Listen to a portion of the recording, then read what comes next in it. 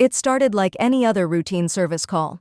A small leak in the kitchen sink had been annoying me for days, a persistent drip, drip, drip that I could no longer ignore. At 60, living alone in my spacious home, I had become accustomed to solitude. The house, once a lively hub of family life, had grown quiet and unfamiliar after my divorce. The rooms, once filled with laughter and voices, now felt hollow, as if they were mere echoes of a past that no longer belonged to me. The sink had become a symbol of my neglect, a small but constant reminder that I had stopped paying attention, both to my surroundings and, in a way, to myself. I had always prided myself on maintaining a well-kept home, but lately, the effort felt pointless without someone to share it with. And so, after days of hesitation, I finally decided to call for help. I expected an older man, someone with years of experience and a no-nonsense attitude. Instead, when I opened the door that chilly Wednesday afternoon, I found myself face to face with Jacob, a young handyman in his mid-20s. He stood there holding a toolbox, dressed simply in a gray shirt that stretched across his broad chest. He was taller than I had anticipated, with strong, capable hands that already seemed to know exactly what to do. His nervous smile, though polite, didn't quite reach his eyes, but there was something about him, something that immediately caught my attention. "Hi, I'm Jacob. I'm here to take a look at the sink," he said, his voice deep but soft.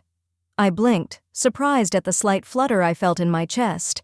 It was a strange reaction, one I hadn't expected, especially at my age. The little sparks of attraction I had once known seemed long gone, replaced by years of routine and the quiet rhythm of my life.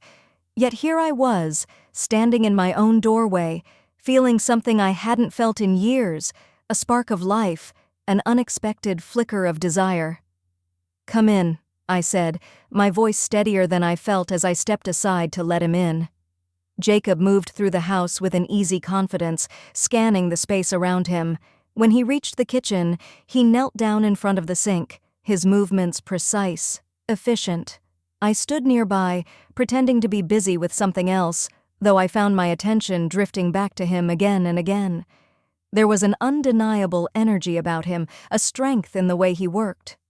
I watched as his hands moved expertly over the pipes, tightening bolts with ease, his posture relaxed yet focused.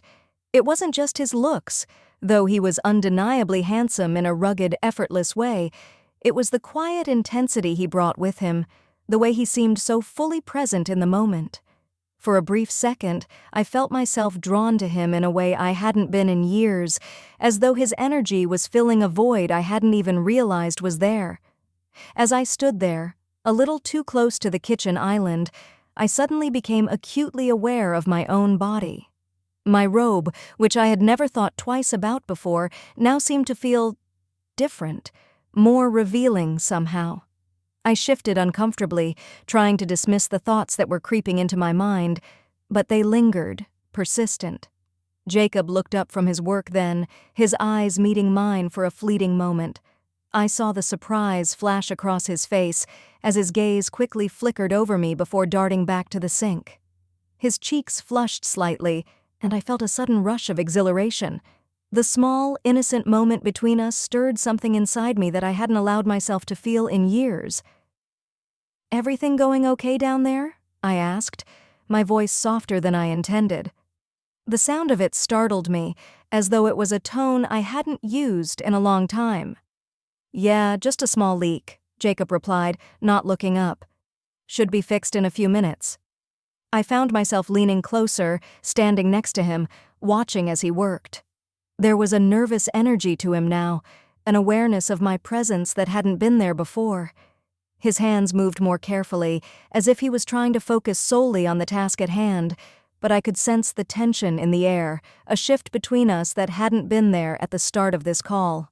Without thinking, I reached out and gently placed a hand on his shoulder. The contact was light, but his body tensed under my touch, a subtle reaction that made something stir within me. A power I hadn't felt in a long time. "You're really strong," I said before I could stop myself, my voice almost a whisper. Jacob's eyes flicked to mine for a moment, and I saw the briefest flash of uncertainty in them.